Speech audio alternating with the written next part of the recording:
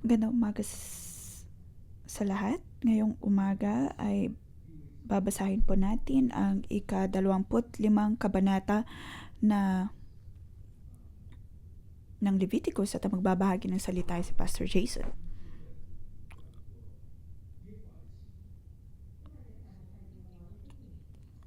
Ang tema po ngayong umaga ay ang taon.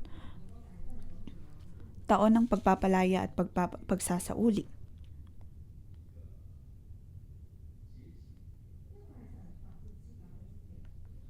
Itinalaga po ng Diyos ang taong ito.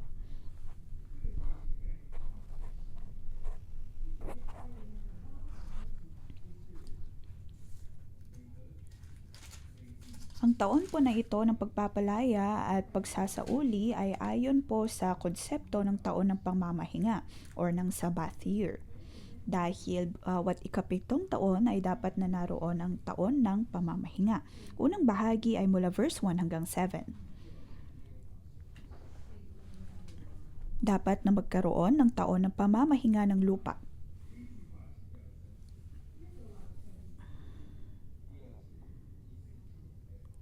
Ang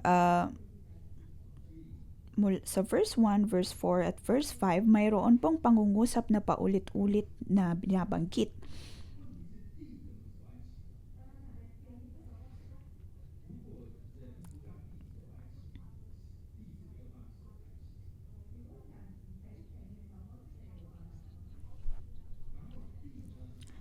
Dito, sinasabi na kung ang mga tao ay hindi nila hahayaang mamahinga ang lupa, hindi rin sila magkakaroon ng pahinga.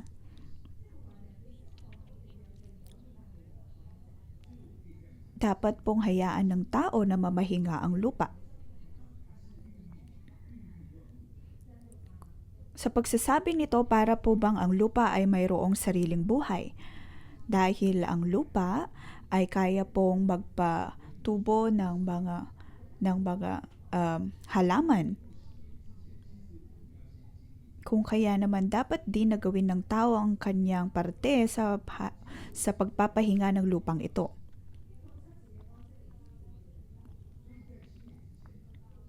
Dito tinuturuan ng tao maging ang lupa na magkaroon ng pahinga.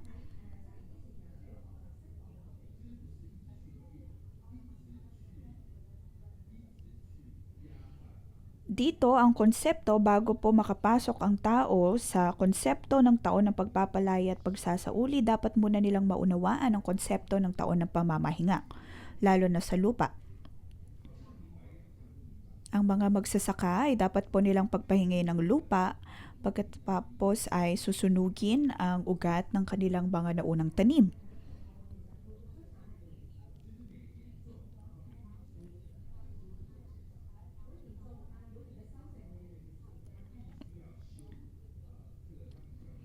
Ayon sa konsepto ng agrikultura, sa paulit-ulit na pagtatanim at pagpapatubo ng mga halaman, nagiging produktibo ang lupa. Ngunit dapat din itong magkaroon ng panahon ng pahinga.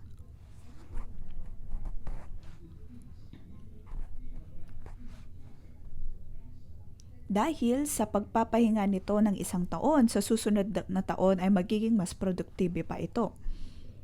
Kaya naman sinasabi po dito na sa ikapitong taon ay dapat na magkaroon ng taon ng pamamahinga. Dito itinuturo din po ang konsepto ng pagkakaroon ng pananampalataya.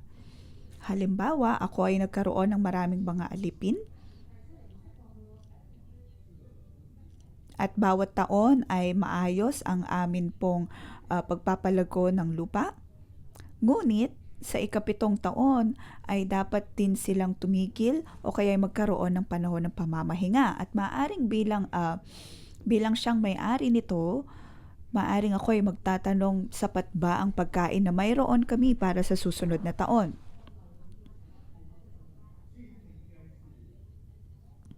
Dahil maliban sa pagtatanim ay mayroon din pong mga tao kaya mga alipin na patuloy na nagtatrabaho. Kaya naman sa ikapitong taon, sa itinalagang taon ng pamamahinga, Kinakailangan ang pananampalataya dahil walang maitatanim at walang garantisadong maipapakain o kaya maipapagawa sa mga alipin na mayroon lalo na sa mga Israelita.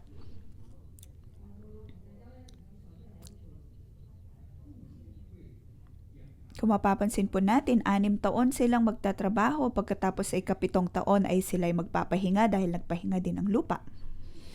Na para bang papakainin sila ng kanilang mga amo ng libre. Ngunit dito po papasok ang Panginoon, dito po papasok ang pagkilos ng Panginoon. Ang pagtuturo ng Panginoon sa pagkakaroon ng pananampalataya.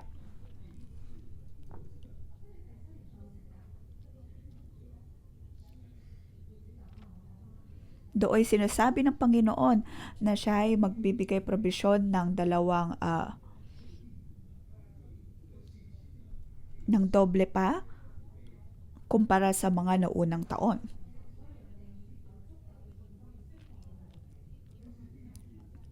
Mula dito, ang mga amo o kaya ang mga nagmamay-ari ng mga lupa ay mayroong kumpiyansa na sapat ang kanilang kakainin, sapat din ang probisyon sa kanilang mga alipin dahil naroon ang probisyon ng Diyos.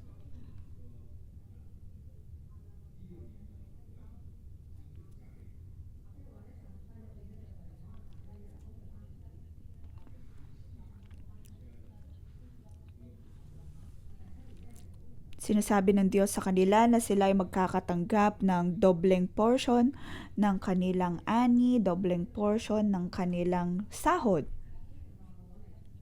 Ngunit kung ikaw ay amo, maaring ikaw ay mapapatanong kung gagawin mo ba talaga ito. Ngunit sinasabi ng Diyos na dapat po nila itong gawin at siya ang bahala pagdating sa kanilang mga pangangailangan. Kaya naman sinasabi po dito,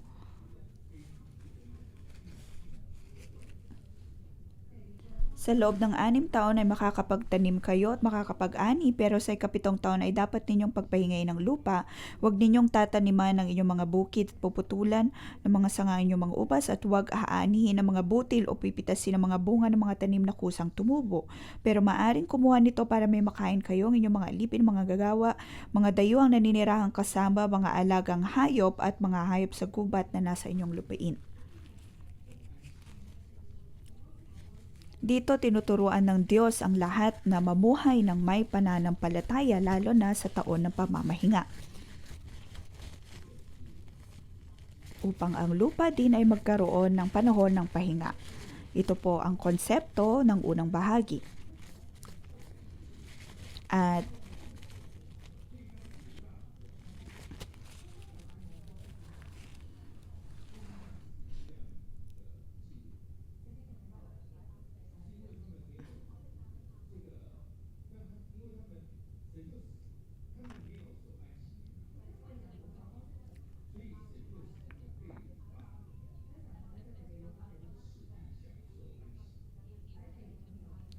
dumating sa pagkakataon ng mga Israelita ay nakalimutan na po nila ang pagtatalaga ng taon ng pahinga, kung kaya naman sila ay naparusahan ng Diyos at naging alipin sa Babylon.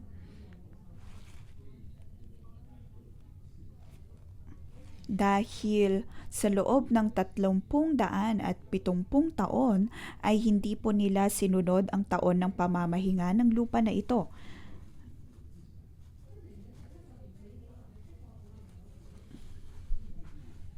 Dahil sa kanilang kabiguan na nagawin ang tama, sila ay naparusahan ng Diyos sa loob ng 70 taon. Dito tinuturuan po tayo na kung atin pong susundin ang itinalagang pamantayan ng Diyos, tayo ay kanyang pagpapalain. Ngunit hindi, tayo po ay harap ng parusa. Sunod sa verse 8 hanggang 17, tungkol po ito sa taon ng pagpapalaya at pagsasauli. Sabi dito, tuwing ika-49 na taon, sa 10 araw ng 7 buwan, ang araw ng pagtubos, panugin ninyo mga trumpeta sa buong lupain.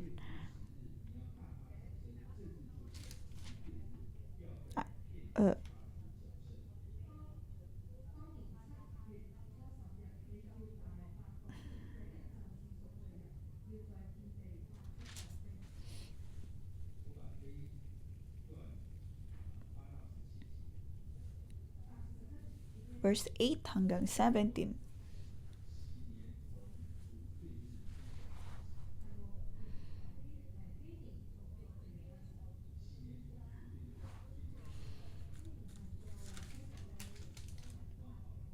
Ang taon ng pagpapalaya at pagsasauli ay nagsisimula sa araw ng pagtubos at araw ng pagtunog ng trumpeta. Dito pinapakita na hindi po dapat lapastanganin ang iba. Mapapansin po natin dito na ang araw ng pagpapalaya at pagsasauli ay nagsisimula sa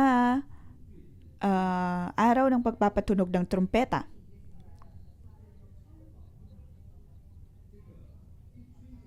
Nagsisimula po ito sa araw ng pagtubos, pagkatapos sa araw ng pagpapatunog ng trumpeta.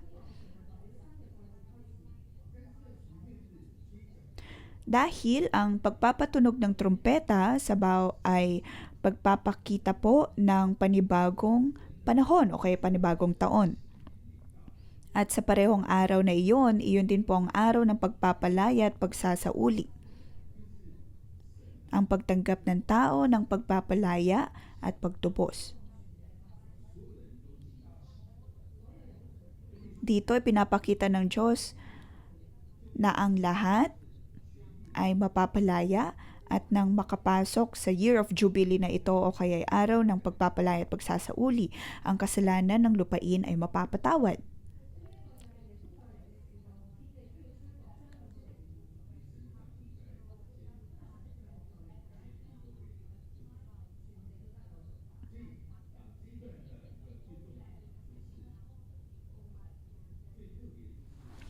Ang lupain ay napalaya, ang mga tao ay napalaya.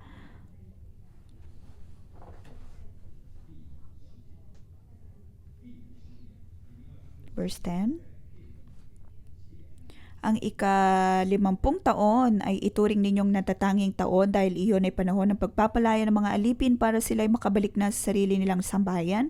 Panahon din ito ng pagsasauli sa may-ari ng mga lupain na pinagbili niya.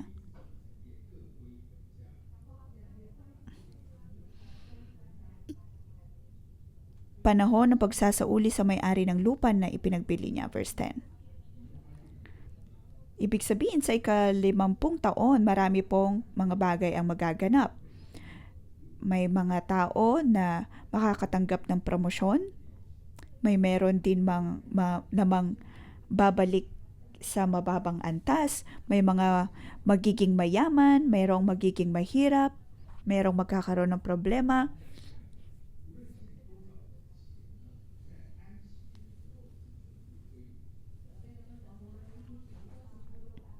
Ngunit lahat ay magiging pantay-pantay dahil kahit na sa dami ng mga utang, gaano kadaming utang mayroon ng isang Israelita, ngunit pagdating sa panahon ng taon ng pagpapalaya at pagsasauli, ang lahat ng mga pagkakautang na ito ay magiging zero.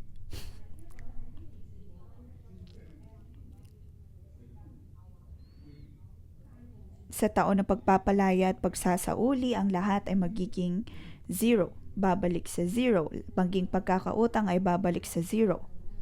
Back to zero.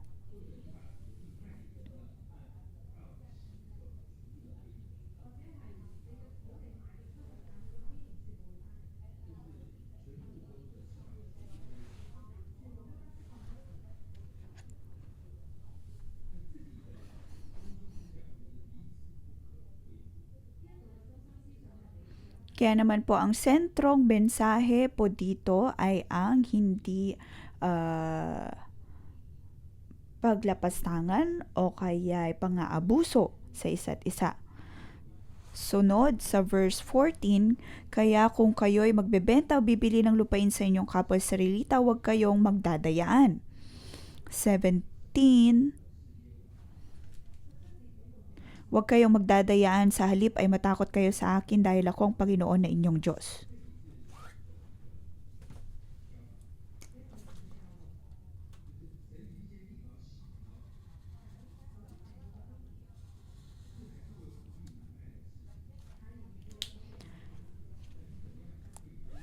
Itinalaga po ng Diyos ang taon na ito ng pagpapalaya at pagsasauli. Ngunit maaari din na sa mga panahon na yun ay may mga business transaction.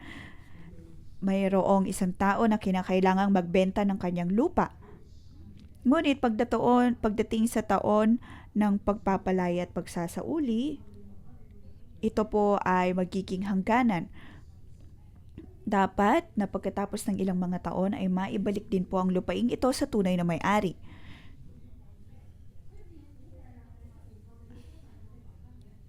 Halimbawa, ang isang tao ay nagbenta ng lupa sa isa pang tao at napasa kanya ito ng 10 taon. Ngunit pagkatapos ng taon ng pagpapalaya at pagsasauli, ang lupaing ito ay dapat na maibalik sa tunay na may-ari, sa unang may-ari.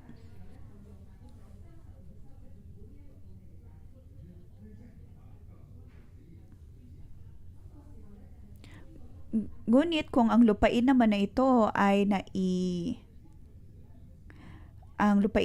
naibenta sa loob ng 30 taon, 30 taon, mapapasa kanya po ito ng 30 taon. Ngunit pagdating na po sa taon ng pagpapalaya at pagsasauli, dapat din pong maibalik ito ng tama upang maiwasan ang pandaraya.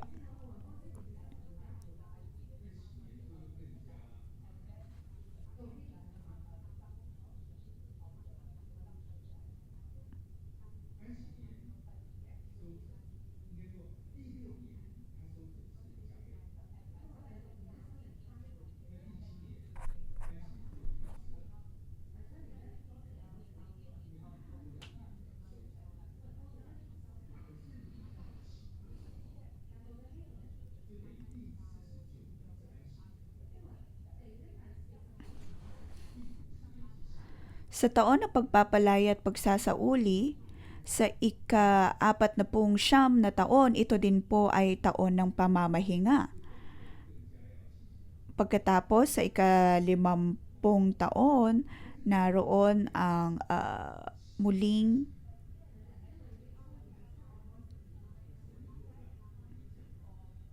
pagpapatubo ng lupa.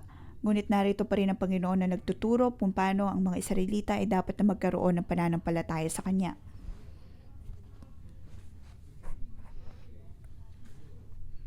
Dito pinapakita ng Diyos na sa ika-48 taon ay bibigyan sila ng Panginoon ng 30 portion o kaya 30% ng kanilang ani. 3 times harvest.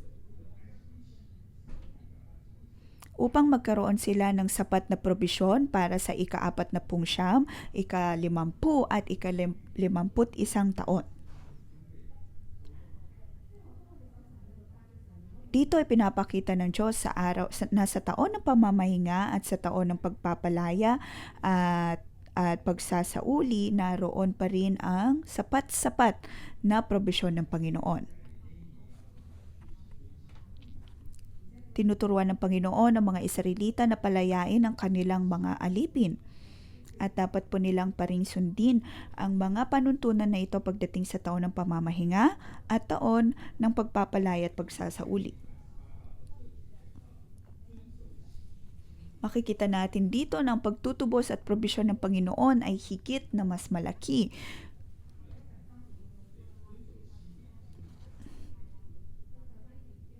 Verse 18 hanggang 22. Kung susundin ang taon na ito ng pagpapalaya at pagsasauli, mararanasan ang pagpapala ng Diyos. Dito pinapakita na sa higit po nating pagsunod sa pamantayan ng Diyos ay marami din pong himala ang Kanyang gagawin sa ating buhay. Pinapakita din po nito na dapat po tayo magkaroon ng sapat-sapat na pananampalataya upang maranasan ang Kanyang habag at biyaya.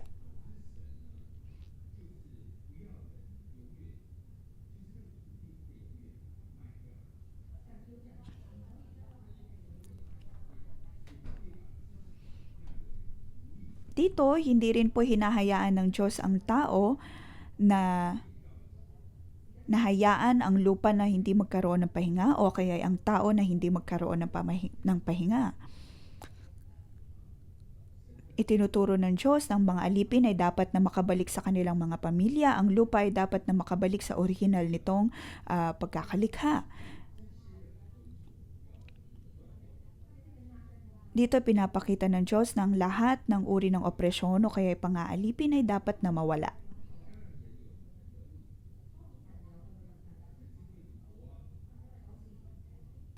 Bakit may mga ganitong opresyon o kaya pang-aalipin o kaya pagpapahirap? Ito ay dahil din po sa kakulangan ng tao.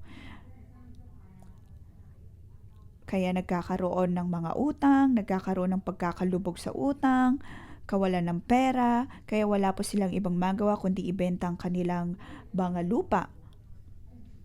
O kaya ibenta din ang kanilang sarili upang maging alipin, ngunit ang Diyos ay mayroong habag at biyaya. Kung kaya naman siya ay nagtatalaga ng panahon upang ang lahat ng opresyon na ito, pang-aalipin at pagpapahirap na ito ay mawala. Narito ang Panginoon na bawat ika-50 taon ipinapakita ng Diyos ang kanyang habag at biyaya.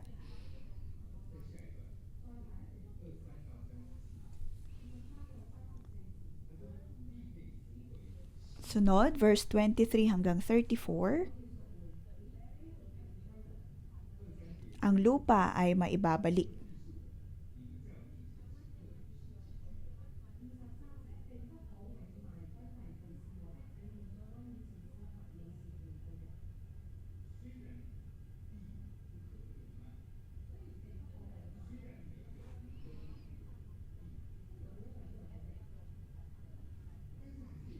Ang lahat ay mayroong kanya-kanyang lupain. Ngunit may mga pagkakataon na mga lupain na ito ay naibebenta. Kung kaya naman tinuturuan ng Diyos ang mga tao kung paano nila dapat na alagaan ang mga lupain na ito.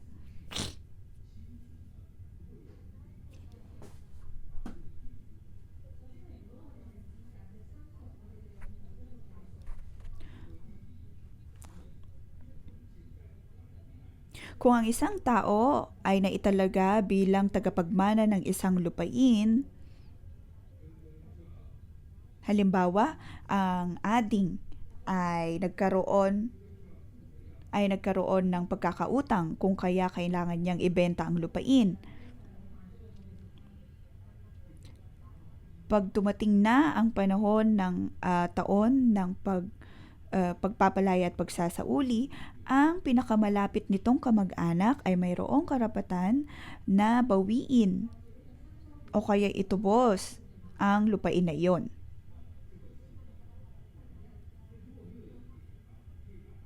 Dito makikita po natin na sinusunod ang konsepto ng malapit na kamag-anak.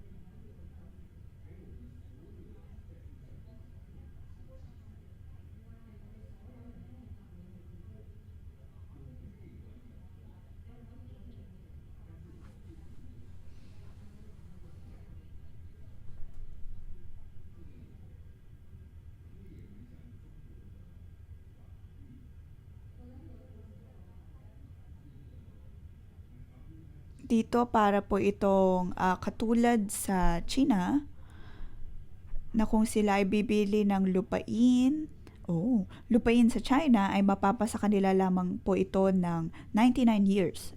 99 na taon.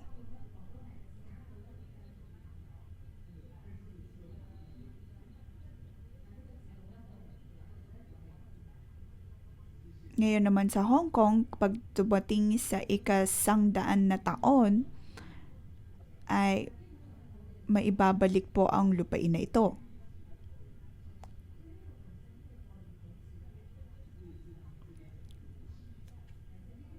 Ang konseptong ito ay halos pareho sa sinasabi sa Leviticus na maaari lamang mapa sa kanila ang lupain ng 49 years pagkatapos sa pagdating ng 50 taon ay dapat na maibalik ito sa orihinal na may-ari.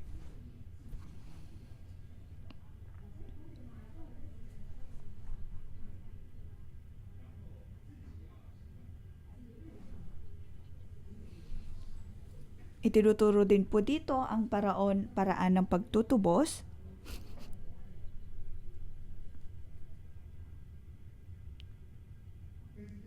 na pagdating ng ika-50 taon dapat na maibalik ang lupa sa orihinal na may-ari.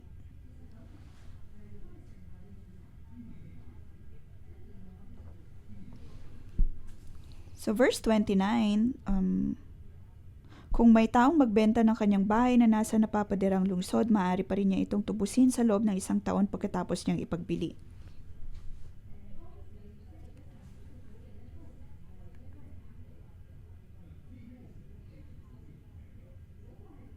Pagdating po sa mga Israelita noon, sila ay namumuhay ng ayon sa agrikultura, kung kaya naman ang mga lupain na naroon, dahil sila ay nasa labas ng napaderang lungsod, hindi po nila maaaring ibenta ang mga lupain na iyon.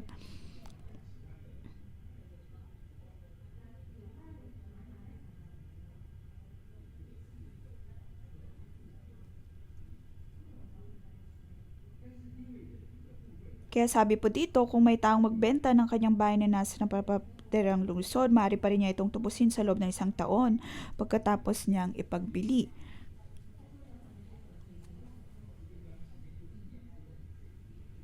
Madalas, ang mga may-ari ng ganitong uri ng lupain ay mga Levita. Ito,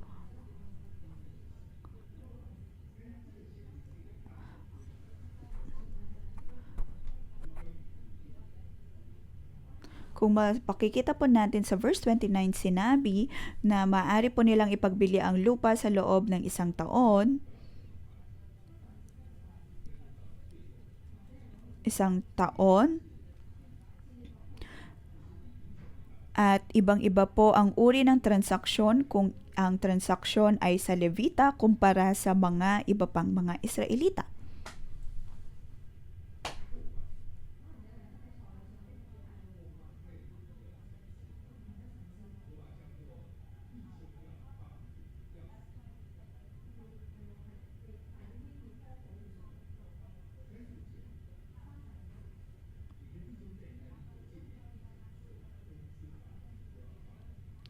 Sunod sa verse 30,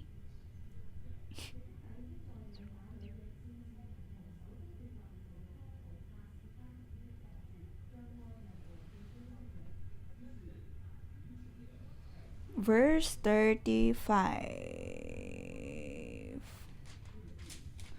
Kung maghirap ang kapwa ninyo Israelita at hindi na niya kayang buhayin ang kanyang sarili, tulungan niyo siya katulad ng iyong pagtulong sa isang dayuhan o bisita para patuloy siyang makapamuhay kasama ninyo. Ito ang nais ng Diyos para sa mga Israelita dahil sa pamamagitan ng pamantayan o kaya ng tuntunin na ito ay ipinapakita ng Diyos ang kanyang pag-ibig sa pamamagitan ng mga Israelita.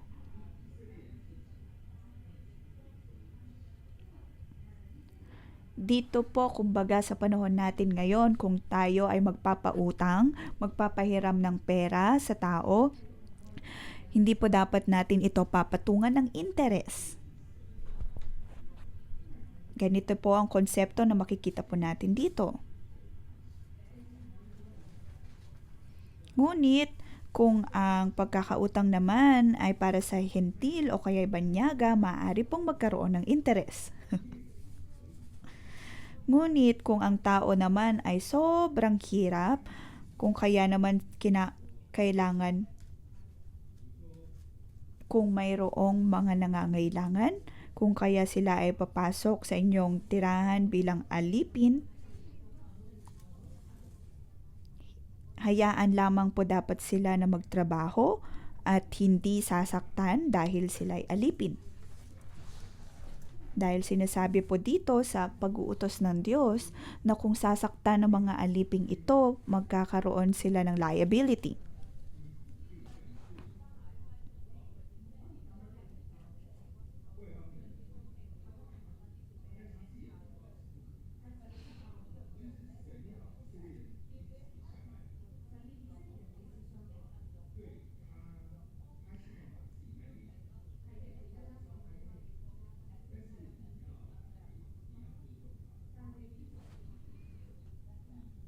Dito itinuturo po na dapat magkaroon ng sapat na respeto maging sa mga alipin. Dapat silang ituring na katulad ng dapat na maituring na katulad ng sa kamag-anak.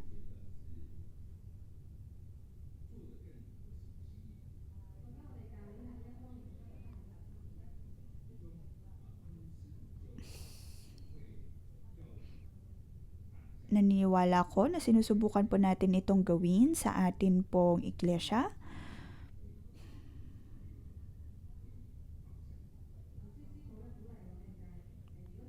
Halimbawa, si Pastor Joshua at Simo, sinasabihan niya kami na kung kami ay mayroong mga katulong, dapat naming hayaan ang aming mga katulong na magkaroon ng rest day tuwing linggo. Ngunit mayroong iba na Lunes naman ang kanilang holiday. Ngunit kung tutuusin niyon ay napakalungkot dahil wala silang masyadong kasama tuwing Monday, tuwing Lunes. Kaya naman dapat po natin silang hayaan na magkaroon ng holiday tuwing Sunday, tuwing linggo upang magkaroon sila ng panahon na makihalubilo sa kanilang mga kapwa Pilipino, makapagsimba. At napakaganda po ng ating iglesia dahil binibigyan natin sila ng lugar kung saan maaari po silang magpahinga.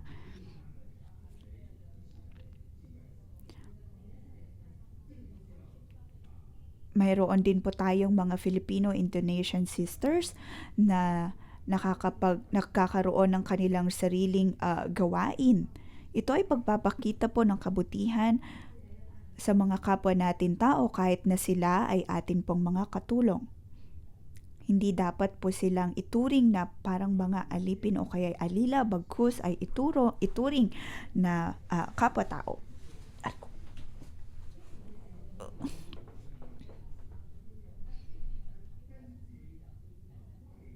Muli, balikan po natin sa taon ng pagpapalaya at pagsasauli, dapat na mapalaya ang mga alipin.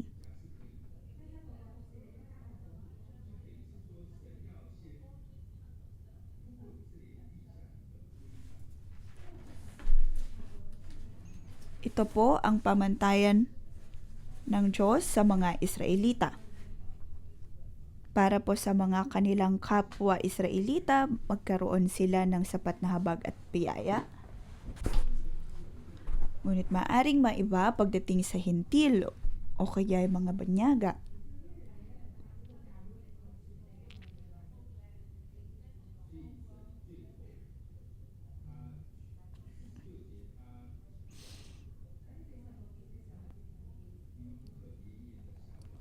Verse 46. At maaari nyo silang ipamana sa inyong mga anak upang maglingkod sa kanila habang sila'y nabubuhay, pero wag ninyong pagmalupitan ng inyong kapwa Israelita na alipin ninyo.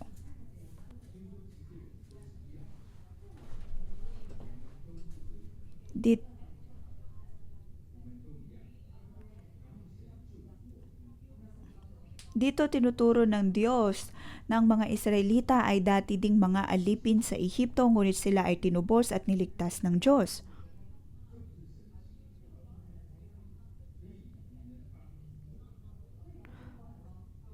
Ngunit hindi po ito ang hindi kalooban ng Diyos na sila ay maging alipin habang buhay, kung kaya naman sila ay kanyang tinubos. At ngayon sa kanila pong kalayaan, tinuturuan din sila ng Panginoon na maging ganitong uri ng amo na magkaroon din po ng habag at biyaya, magbigay din ng kalayaan sa kanilang mga alipin.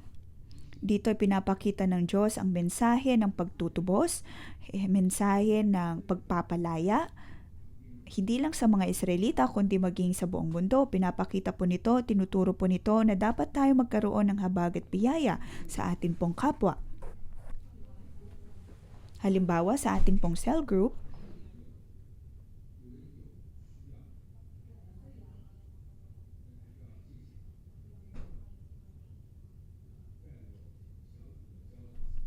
May mga tao mga nangangailangan at sa aking cell group,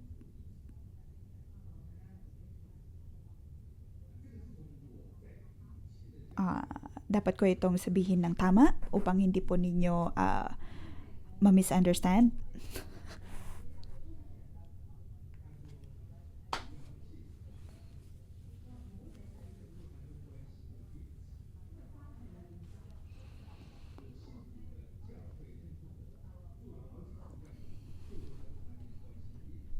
Dati pa, tinuruan na kami ni Pastor Joshua na hindi dapat kami magpapautang sa aming mga cell member dahil maaapektuhan po nito ang ating ugnayan. Halimbawa, kahit na ang kakilala po natin ay napaka-miserable o kaya talagang nangangailangan, wag po nating hahayaan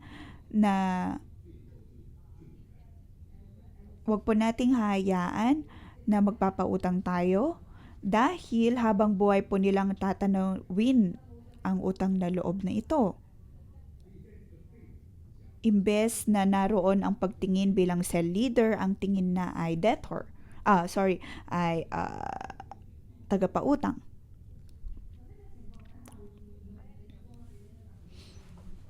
Kung kaya naman atin pong tinuturuan,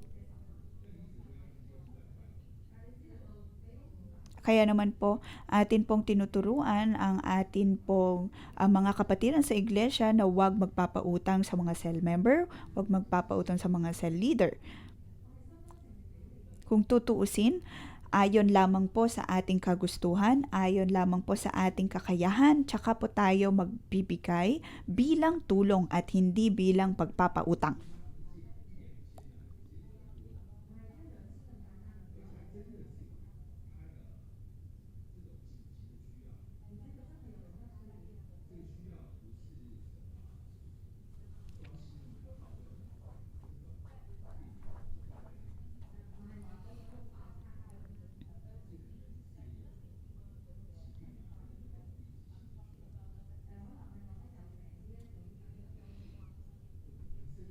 Isa pang halimbawa naman ay kung ang isang tao ay talagang nangangailangan, life and death situation na sobrang nangangailangan.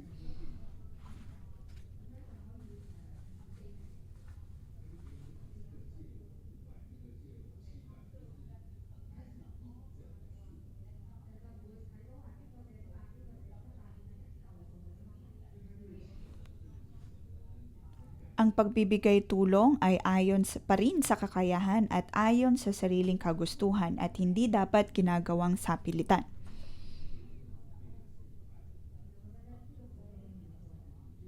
Upang para sa nangangailangan na ito, kanya po itong matatanggap na ang lahat ng ito ay mula pa rin sa habag at biyaya ng Panginoon.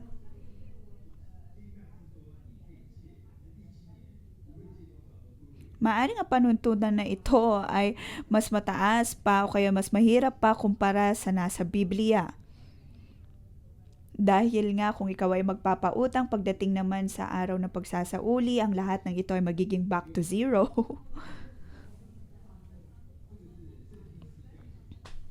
Dahil halimbawa, ikaw ay magpapautang sa isang tao, pagkatapos sa kanya sasabihin na ibabalik ko iyon sa ika-5 taon, ngunit hindi niya ito magawa. Kung kaya naman pagdating sa ika-7 taon, hindi na niya kailangang ibalik ito dahil nag-back to zero na ang utang.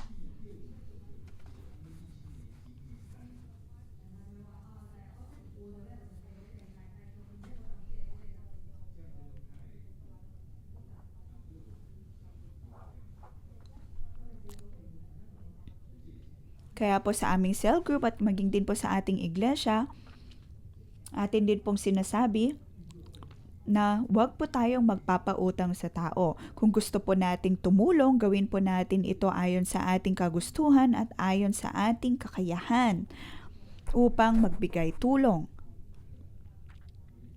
Dahil ang konsepto naman po nito ay magtulungan po tayo bilang mga kapatiran, tulungan po natin ang isa't isa.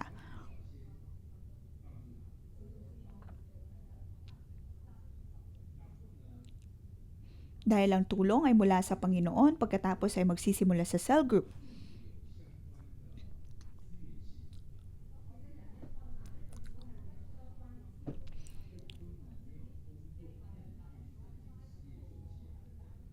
Ngunit halimbawa, para po sa mga taga Hong Kong, kung mayroon silang mga pangangailangan, maaari po silang mag-apply for government fund.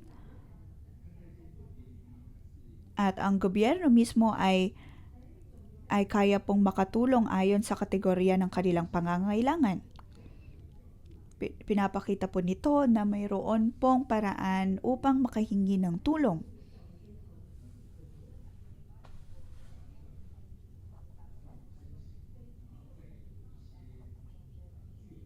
Ngunit maaaring sa kabila ng paghingi ng tulong sa mga gobyernong ito ay hindi pa rin po sapat para mapunan ang pangangailangan ng kapatiran.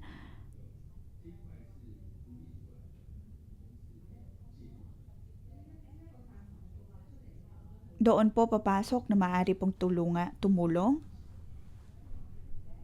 ang cell group.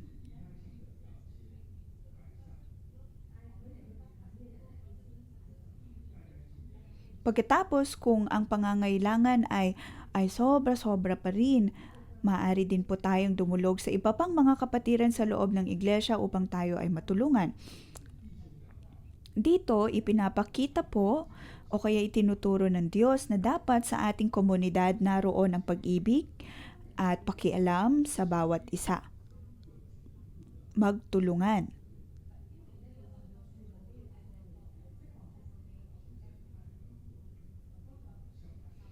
Naway patuloy tayong tulungan ng Diyos sa konseptong ito at mamuhay ng ayon sa kanyang kalooban.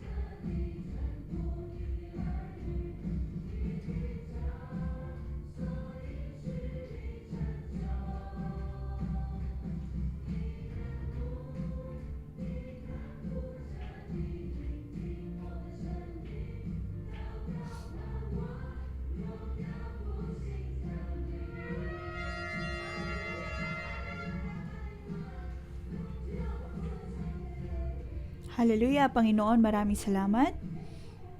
Panginoon, maraming salamat dahil ikaw ay puno ng habag at biyaya at kabutihan. Itinubos mo ang bawat isa sa amin mula sa kadiliman at ngayon kami ay nabigyan pagkakataon na pumasok sa liwanag. Panginoong Yesus, maraming salamat. Salamat sa iyong pagtutupos ng amin pong mga buhay upang makabalik sa iyo. Ikaw ay Diyos na banal, kung kaya kami din ay dapat na maging banal. Mga kapatid, tayo po ay magbigay pasasalamat sa Diyos, atin pong ibahagi sa iba kung paano po natin naranasan ang pagtutubos ng Diyos. At kung natanggap po natin ang kanyang mga biyaya, atin po itong ibahagi sa iba.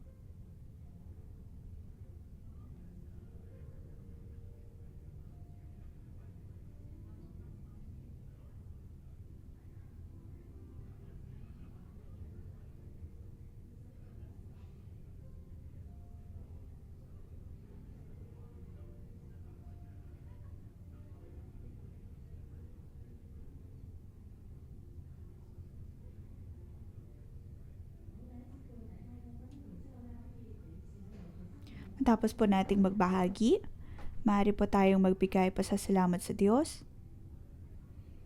at ipanalangin ang bawat isa.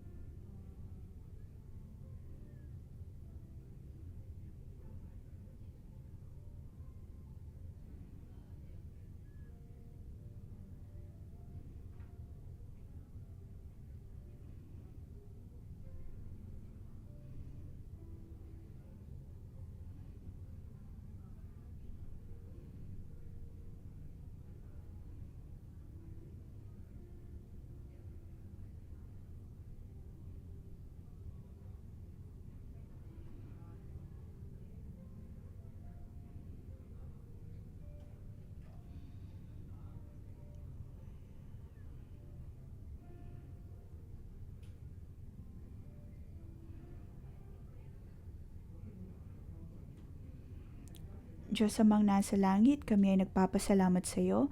Salamat sa iyong pagkakataon, sa iyong pagtutubos sa bawat isa sa amin. Dati kami, O Diyos, ay naguguluhan ay nawawala, ngunit dahil sa iyong pag-ibig, na kahit na kami ay nasa kailalimang bahagi ng aming mga buhay, kami ay iyong tinubos at niligtas. Panginoong Yesus, maraming salamat kahit na alam na namin na hindi dapat kami babuhay na katulad ng mga alipin, ngunit kami ay palaging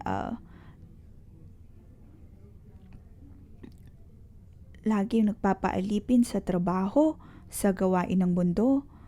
Ngunit maraming salamat, O Diyos, sa iyong pagtubos.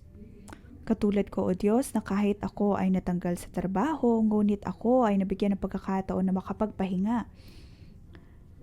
At ngayon, sa aking pagbabalik tanaw, parang nga akong namumuhay na parang alipin noon. At ang akin pong uri ng pakikipag-ugnayan ay naapektuhan, ngunit maraming salamat, O Diyos, sa iyong pagtutubos sa akin. Ang aking ugnayan sa aking asawa, sa aking mga kapamilya, sa aking anak ay naisaayos. Ako ay nagpapasalamat sa iyo, Diyos.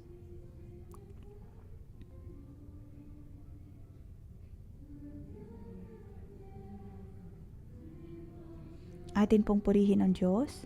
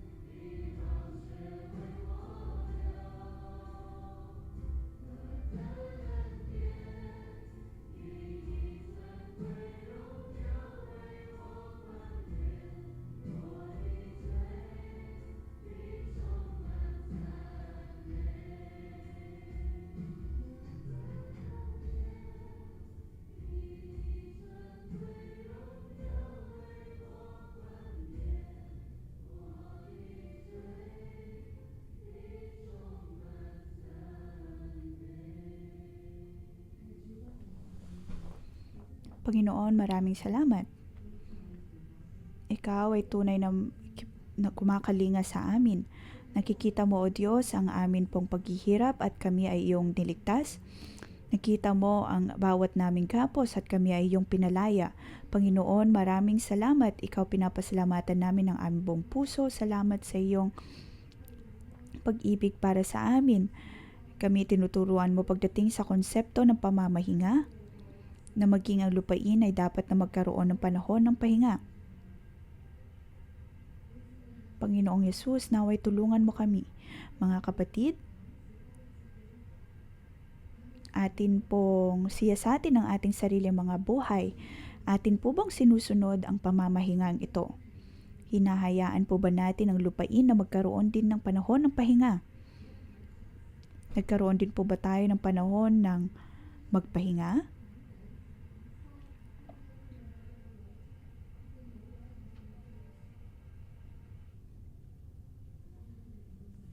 Ang atin po bang mga isip ay nagkaroon din ng panahon ng pamamahinga?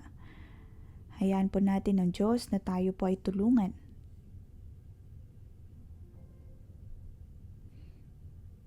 Siya ay Diyos na nagbibigay kapahingahan.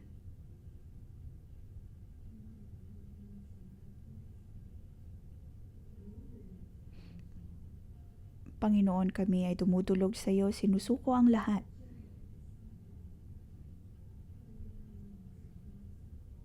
Naway tubusin mo, Diyos, ang aming puso, ang aming isip upang kami ay makapanatili sa iyong presensya. Makilala namin na ikaw nga ang Diyos at aming tanging Panginoon.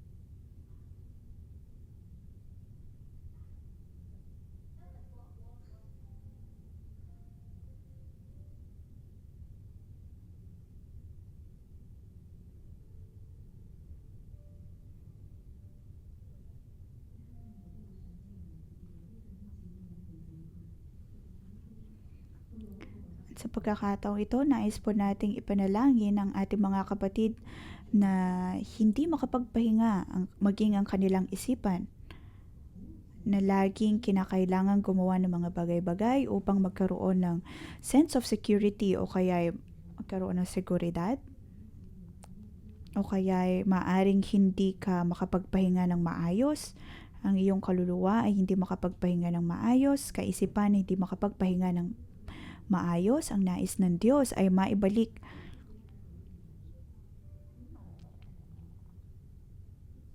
ang uri ng pamamahinga sa iyo. Maaring wala ka naman talagang kinakailangan gawin o kaya dapat na gawin, ngunit ang iyong kaisipan, ang iyong isip, ang iyong diwa ay hindi makapagpahinga.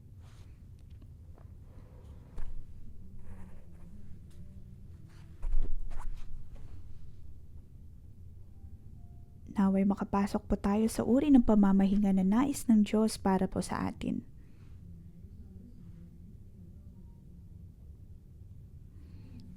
At para po sa lahat nating kapatiran na naritong nakatayo o kaya'y nakaupo,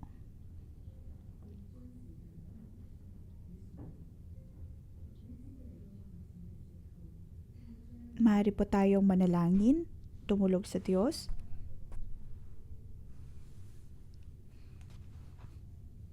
At nang tayo ay kanyang matulungan na magkaroon ng mas maayos na uri ng pamamahinga.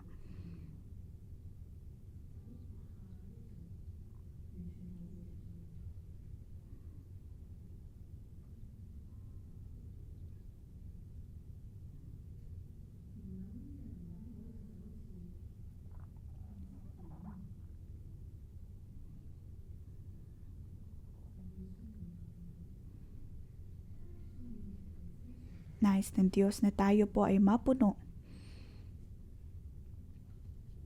Ang Espiritu ng Diyos ay naritong nagnanais na tayo ay tulungan at magkaroon ng mas malalim na pamamahinga.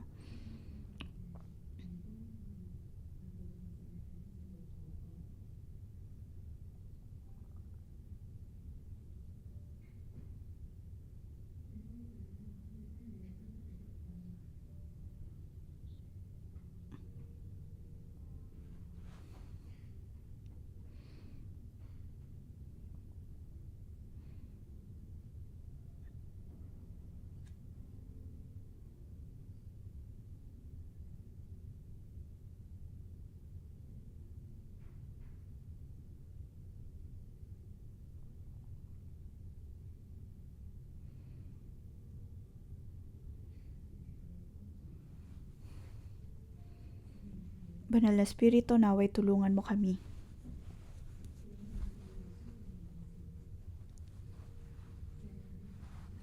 upang kami ay makadulog sa iyo.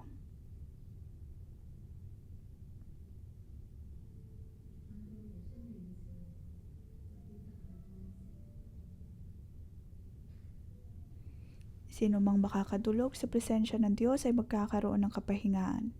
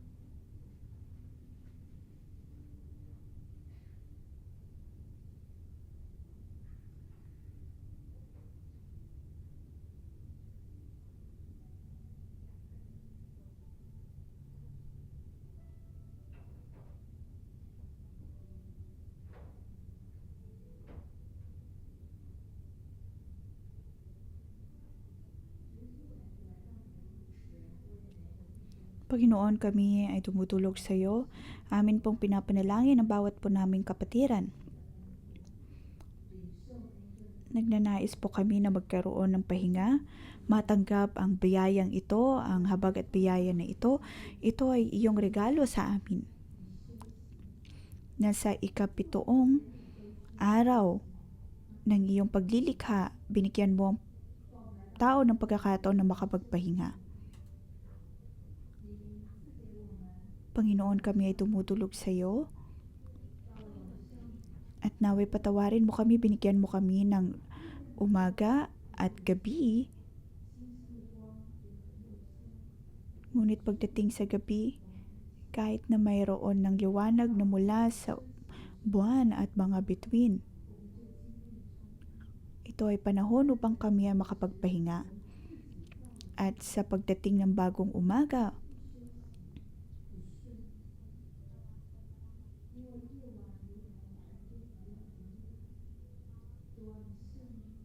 kung saan dapat kami magtrabaho, ngunit dahil sa kagustuhan naming magtrabaho, kung kaya naman maging sa panahon ng pamamahinga kami pa rin ay nagtatrabaho. Tuwing gabi kami nagtatrabaho, nagsa-cellphone, hindi nagpapahinga. Panginoon, patawarin mo kami. Sa mga panahon na dapat kaming magpahinga, ngunit hindi kami nagpapahinga. Nasa umaga dapat kaming puno ng enerhiya upang makapagtrabaho, ngunit hindi namin ito nasusunod. Panginoon, ganito ang uro ng buhay na meron kami. Panginoon, patawarin mo kami na hindi namin sinusunod, o Diyos, ang iyong pamantayan. Hindi kami nagpapahinga sa gabi. Pagkatapos kami ay nagiging mahina pagdating ng araw. Patawarin mo kami, O Diyos, sa ganitong uri ng buhay, lalo na sa lungsod. Hindi namin alam paano magpahinga ng tama, kung kaya kami ay pagod na pagod.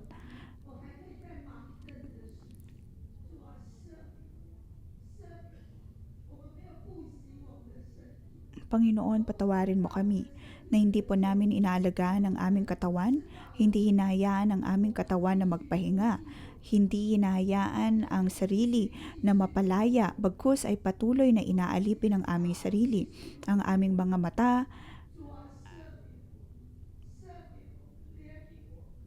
Kami ay patuloy na inaalipin ang aming sarili. Panginoon, patawarin mo kami at kami ay iyong palayain.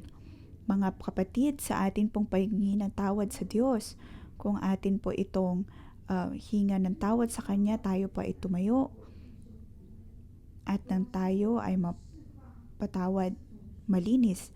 Panginoon, kami na ay iyong pinapalaya.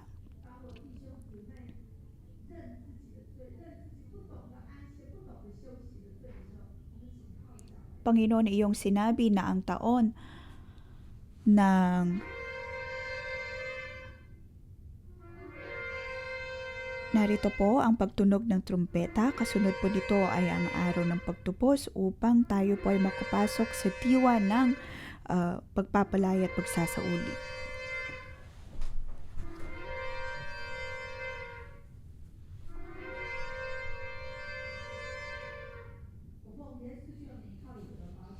Sa ngalan ng Panginoong Hesus, sa dugo ng atin pong Panginoong Hesus, ang mga Israelita at kami na mga kapatiran, mga naniniwala sa Panginoon ay mapapalaya. Sa ngalan ng Panginoong Hesus ay tinatanggal na po natin ang gapos ng kaaway, ng kadiliman, atin itong pinapalayas. Ang espiritu ng kamatayan, espiritu ng insomnia, espiritu ng kawalan ng kapahingahan, lahat ng ito ay lilisan na sa buhay ng atin pong mga kapatid. Sa ngalan ng Panginoong Hesus, ang inyong problema sa pagtulog, inyong problema sa pamamahinga, ang lahat ng ito ay mawawala.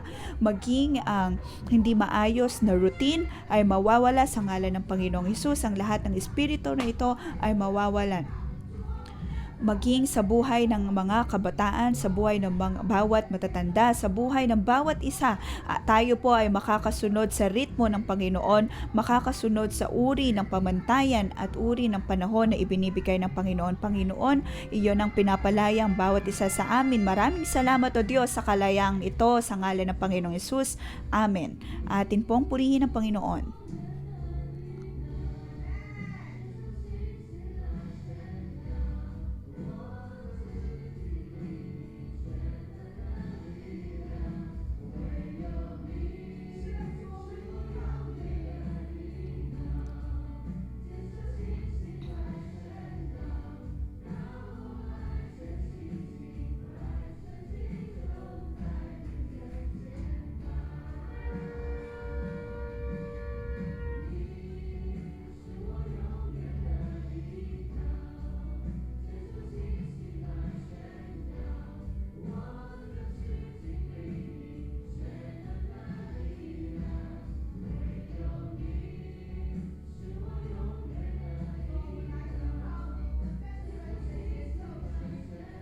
Panginoon, susundin namin ang iyong ritmo, ang iyong panahon.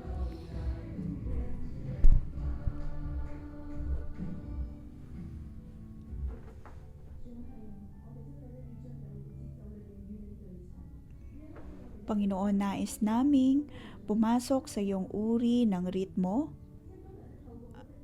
At muli, nais din po nating ipanalangin ang Hong Kong sa pamamagitan ng salita ng Diyos. Kanyang sinasabi na sa atin pong pagsunod ng kanyang pamantayan, ng kanyang tuntunin, maging ang lupain na atin pong pinagtatrabahuan ay mapagpapala. Tayo po ay manalangin, atin pong ipanalangin ang sitwasyon ng Hong Kong, na ang kasaganaan ay hindi dahil sa ating kakayahan o kaya sa ating kagalingan, bagkus ay dahil sa kabutihan ng Diyos. Probisyon ng Panginoon.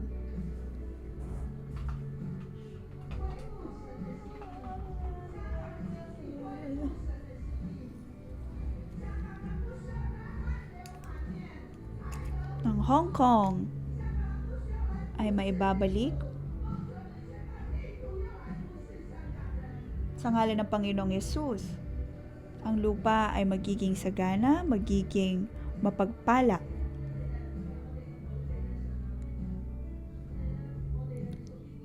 Panginoon, amin pong ipinapanalangin na ang Hong Kong, ang aming lupain sa Hong Kong.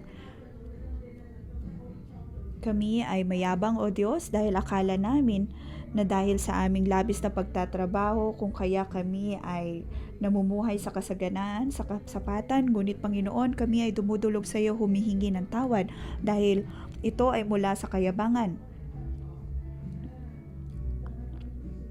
Panginoon, naway pagpalain mo ang lupaing ito, lupain mo ang bawat mga taga Hong Kong. Dahil hindi namin alam ang magtiwala sa iyo. Hindi namin alam ang humingi ng tulong sa Hindi namin tinitignan, O Diyos, na ang bawat kasaganaan, kayamanan ay mula sa iyo at hindi lang dahil sa aming sariling kagalingan. Panginoon, tulungan mo kami upang ikaw ay aming higit na makita, maranasan, masunod ang iyong kalooban. Ang iyong mga salita nawa, O Diyos, ang patuloy na maghari sa Hong Kong at siyang banaan sa bawat isa. Panginoon, ikaw ang siya nagbibigay sa amin ng probisyon. Kaya kami narito na dumaranas ng kasaganaan. Panginoon, aming pinapanalangin ang Hong Kong.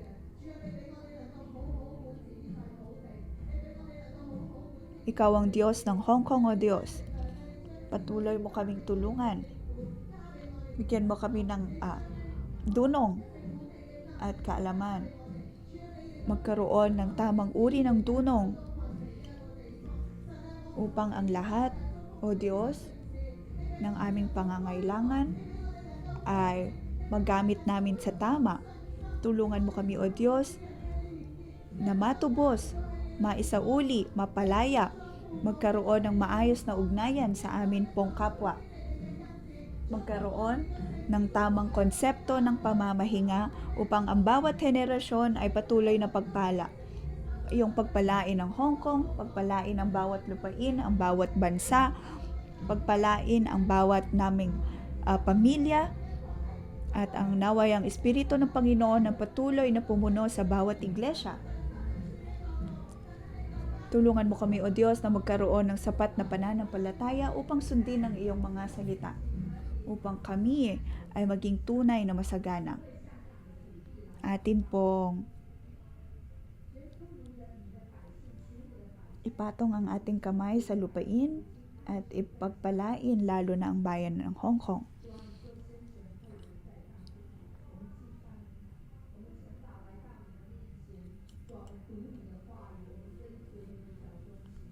Panginoon, kami ay narito sa pangumagang debosyon, sinusunod ang iyong mga salita, ang iyong bawat akbang. At nang matanggap namin, O Diyos, ang iyong pagtubos. Panginoon, kami ay narito, pinagpapala ang lupaing ito.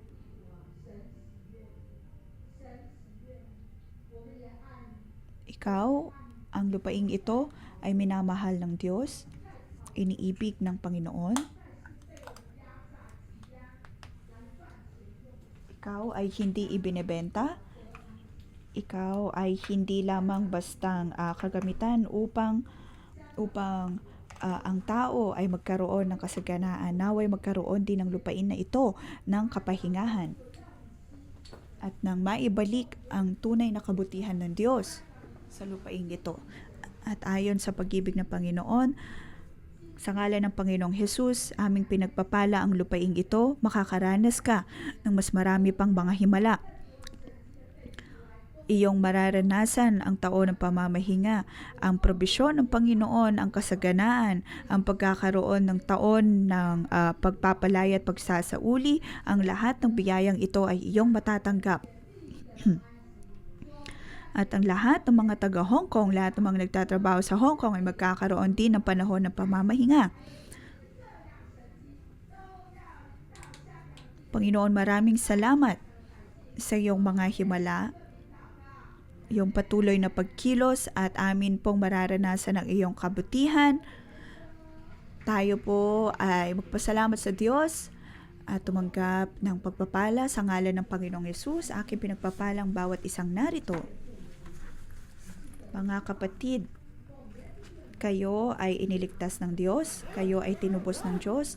Sa ngalan ng Panginoong Hesus, aking dinedeklara na kayo na ay malaya. At kayo ay higit na pagpapalain ng Diyos 5 times, 6 times, 7 times sa ngalan ng Panginoong Hesus.